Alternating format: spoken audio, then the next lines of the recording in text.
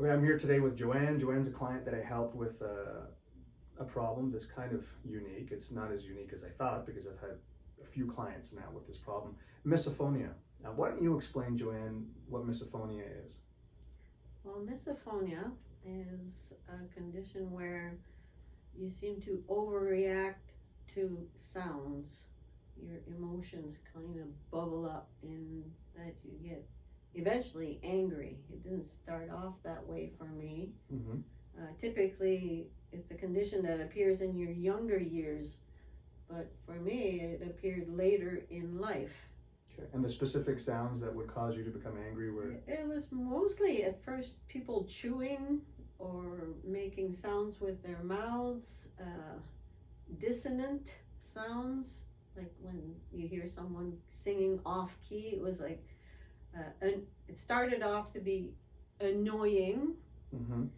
And over time, it gradually grew into giving me so much tension and then building up to anger. Okay. And then I realized that was irrational. It wasn't proportional to the event. But you weren't able to control it. No. Okay. And that's when you reached out to me? Yes, well, I saw a video on misophonia, someone you had treated.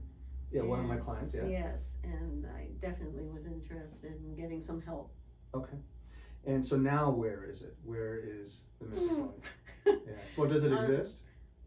I think there's an awareness of those sounds, but there's not the reaction that I was getting. Okay. There's no anger. There's normal. On a scale of 1 to 10 might be a 1.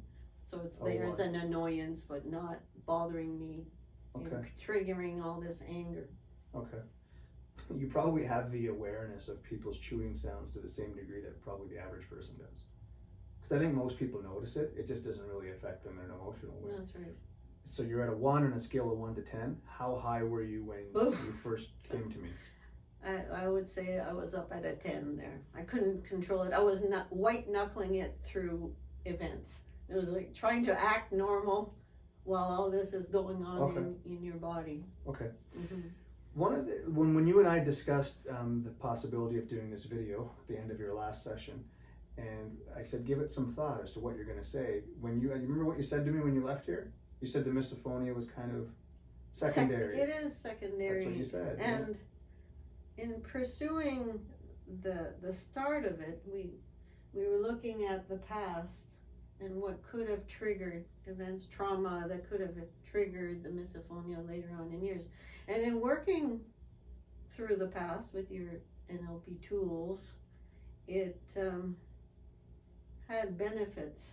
Mm-hmm. Okay, describe those benefits. What are the other benefits that you've gotten out of doing this work that goes beyond not having an anger response when somebody makes chewing sounds? What are those other benefits? Well, in working through the events in the past, I would compare it to a great equalizer. We took the negative events in my life, I guess, and tempered them down so that I can look back to my childhood and the past, and all the positive events come to the surface, and it makes me a much happier person. I can look back with no dwelling on negative events, or as I perceived them to be negative during that time. You may or may not remember the quote that I'm sure throughout our 5 sessions I must have said it to you more than once, but Richard Bandler, one of the co-creators of NLP, said it's never too late to have a happy childhood, and that's kind of what you just described. It is. Because it's up here. It's what you're doing with those memories that's creating the emotional state you're in now. It's not the past. It is. That's a distortion. Your past can't control you right now. Exactly. Yeah, and now you have a real awareness of that. I do.